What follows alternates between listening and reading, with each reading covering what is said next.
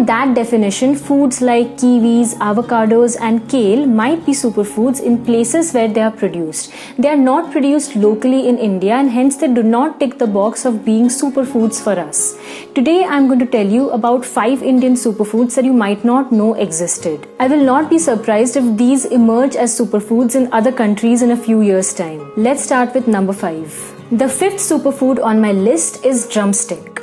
Drumstick tree is known to us Indians since a really long time. What we are most familiar with are the long pods of drumstick that are added to curries and sambar and cooked until soft. These drumstick pods and the seeds inside are rich sources of vitamin C and B vitamins. In fact, there is experimental evidence that the seeds retain their vitamins even after cooking. The leaves of drumstick tree, famously known as moringa leaves, are a powerhouse of nutrients. They are cooked like any other leafy vegetable in some parts of South India. Moringa leaves are used in several feeding programs across India to fight malnutrition in children and in adults. In Ayurveda, there is mention of use of moringa leaves, flowers and roots as therapeutics with amazing healing properties. The powder extracted from leaves of moringa are already becoming a rage in the West, and it is time that we Indians bring back home this amazing superfood that is so native to us. The 4th superfood is sabudana or sago pearls.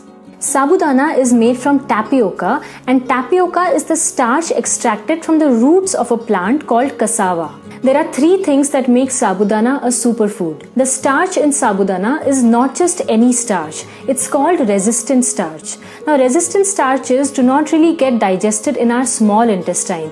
They reach the large intestine where they ferment and act as a food for the microbes in our gut. In other words, the starch in sabudana acts as a prebiotic for our body. Sabudana has zinc, which is an essential element for the good functioning of our immune system, and also it is required for good hair. Sabudana is a high energy food. So if you are someone who feels fatigued or lethargic during the day, you must make sabudana a part of your breakfast or your lunch. This is also probably the reason why sabudana is eaten during Indian fasts. Sabudana can be made into a savory breakfast item like khichdi or into a dessert item like sabudana kheer. The 3rd Indian superfood on my list is yam. Yam is basically a tuber that grows under the soil. Don't confuse yam with sweet potatoes, they are not the same thing. There are 600 different varieties of yam reported across the globe. This in the picture here is native to India, known as elephant's foot yam or jimikant. There is evidence of use of yam in Indian diet since ancient times. If you eat this superfood regularly, you will suffer from less digestive problems. It boosts metabolism in the body and therefore it is great for weight loss. Last but not the least, yams have shown to maintain and promote a good hormonal balance in our body. Yams are quite underrated at the moment, and it's only a matter of time before people wake up to the benefits of this amazing superfood. I would recommend you to include yams in your diet at least once a week. You can boil them, stir fry them, or even roast them. On number 2, we have sattu or roasted gram flour. Sattu has stood the test of time from being called the poor man's protein to now gaining popularity among masses. Sattu has about 20% of protein and it is also a good source of iron and calcium. Sattu has a good amount of fiber and it is recommended for people with digestive problems. It is also a high energy food. There are 2 popular ways of making sattu a part of your diet. Sattu, when mixed with water, becomes an excellent cooling drink which prevents people from summer strokes. The famous Bihari littis made out of sattu or sattu parathas are an excellent winter food that keep the body warm. The number 1 superfood on my list today is the mighty yet humble jackfruit.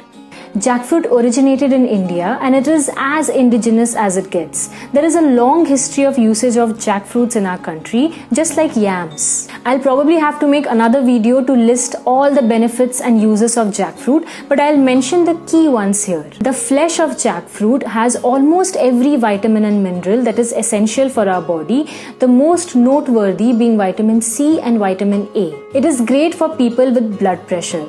Scientific studies have reported so many many antioxidants in jackfruit, and it is easily said to be one of the best anti-aging foods that you can have. The raw form of jackfruit, often called as mock meat, is usually cooked and made into curries or biryanis, while the ripe form of jackfruit is more yellow in color and sweeter in taste, and it is eaten as it is. The seeds of jackfruits are little wonders in themselves. They have protein and riboflavin, which are recommended for good skin health. Seeds of jackfruit are also recommended for people with weak bones, as it helps in building bone mineral density and prevent osteoporosis. The dried seeds of jackfruit are sometimes eaten as it is or made into curries. All I can say is definitely make jackfruit a more integral part of your diet. These 5 superfoods are sure to bring you good health, and you should definitely make them a part of your diet more often. I